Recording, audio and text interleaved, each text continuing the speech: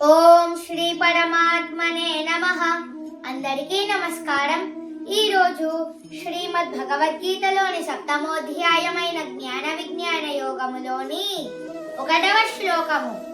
శ్రీ భగవానువాచ మయ్యాసక్తమనః పార్థ యోగం యుంజన్మదాశ్రయః అసంశయం సమగ్రం మాం యథా జ్ఞాస్యసి తచ్ఛృణు.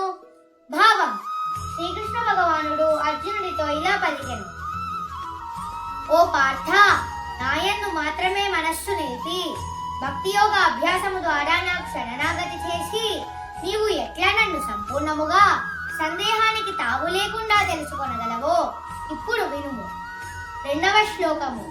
జ్ఞానం తేహం సవిజ్ఞానం ఇదం వక్ష్యామ్యశేషతః యజ్ఞాత్వా నేహ భూయోన్యత్ జ్ఞాతవ్యమవశిష్యతే.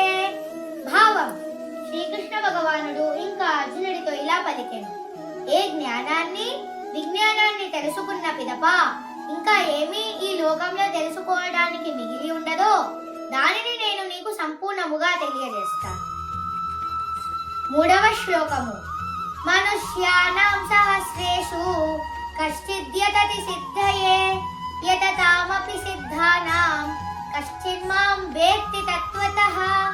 భావం: శ్రీకృష్ణ భగవానుడు ఇంకా అర్జునుడితో ఇలా పలికెను: వేల మందిలో ఏ ఒక్కడో పరిపూర్ణ సిద్ధి కోసం ప్రయత్నిస్తారు, మరియు పరిపూర్ణ సిద్ధి సాధించిన వారిలో ఎవరో ఒక్కరు మాత్రమే నన్ను యథార్థముగా తెలుసుకుంటారు.